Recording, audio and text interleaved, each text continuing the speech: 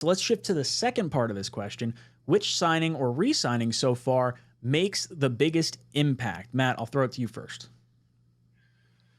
I'm going to go Simpson just because, and I don't even think he's like that great. I just think there's going to be an upgrade over what Laken Tomlinson was.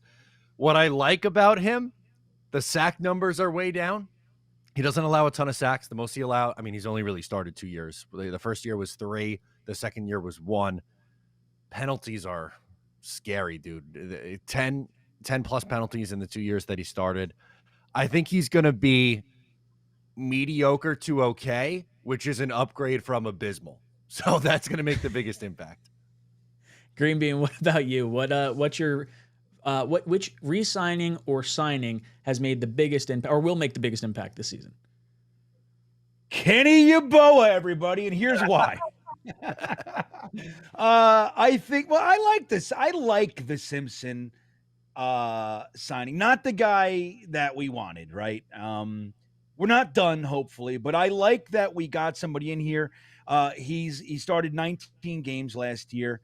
And I watched Nanya did a good job breaking down, a lot, putting up a lot of his clips, which I spent some time checking out and stuff. Because I'll admit, I don't know too much about him. We saw the Chris Long, I think it was, the interview with him talking about the nastiness of John Simpson. So I'm really happy about that. I liked 𝐏𝐿𝐲. You guys might remember I was talking about 𝐏𝐿𝐲 on here as the one defensive tackle. If we do go free agency, defensive tackle, I liked 𝐏𝐿𝐲. I like, he hasn't necessarily been first round pedigree, so to speak.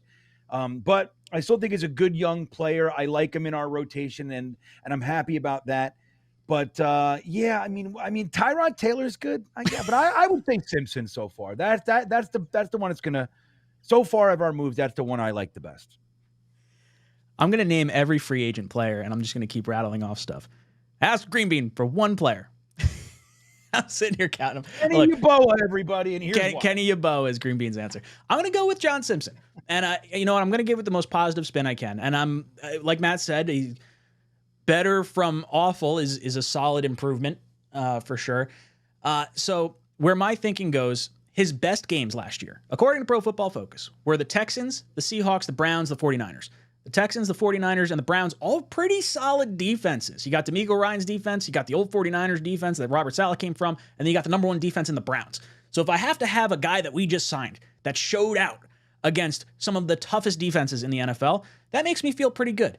As far as the penalties, that does concern me. And I've seen different numbers. I think I saw 11 from Pro Football Reference, and then I saw 14 over on Pro Football Focus. But then I think one of the other Pro Football Focus accounts tweeted out something different. So I don't actually know. It's it's double digits, whatever it is. That's not good. I will say this though. There tends to be, and I think it was 7 holding penalties is what it was, and the rest were like false starts or pre-snap penalties. The holding penalties in particular do tend to happen a little more frequently with running style quarterbacks. We saw that a lot with Zach, who held onto the ball too long. We saw that a lot. We see it a lot with Lamar. We see it a lot with Russell Wilson the last few years in Seattle. I think that's something that we might have to look into. I'd love to go back and see each one of his penalties just to see how it actually happened. Like, did Lamar have 6 seconds to throw the ball and then he got a holding penalty? Because that's not going to happen. I think some of that will be neutralized by Aaron Rodgers and how good he is and how fast he'll get the ball out. Like, I don't see Aaron Rodgers sitting behind this offensive line for 6-7 seconds. I think it's getting out in like 2.5 seconds. The other thing I like about it, just consistent. He's healthy. He hasn't missed any time. I think from an injury perspective, he's got maybe was it a sprained ankle or something like that? I think I have it right here. Let me see if I have I do. Boom. He had a rib injury in 2021. He had a shoulder sprain in 2020, and that's it. He showed up on 2 injury reports throughout his entire career. So that makes me feel really good about him. I do have the clip, Green Bean, that you brought up about from Chris Long. So let's throw this on for people to see that if they have not seen it. Somebody I want to shout out on the Baltimore offensive line. John Simpson is a guy that keeps popping up for me when I watch tape, who I caught on a hot mic after one of the touchdowns saying, I fucked that bitch up. Hell yeah. There he is, Edwards, driving, for the touchdown. You called it, and you were dead right. Go to Mitchell's touchdown and watch what he did. This guy adds a physical element to that offensive line that fits who they want to be perfectly. And I just want to shout him out in the run game. I really like this guy. Not a lot of people talk about him, but he's got that attitude. The first play of that Cleveland game, they ran counter or something like that, and he flatbacks Zadarius Smith, and it set the tone for the whole game. And so I really like John Simpson. They challenge him Saturday night in that meeting room. They Yep. say, hey, play one, big dog. We're going your way. Play one. We're going at Big Zadarius. And they turn. The whole team's in that room. Exactly, dude. They do that. The whole team's in the room. He's in that point in his career. You can make yourself the guy you want to be. And that's awesome.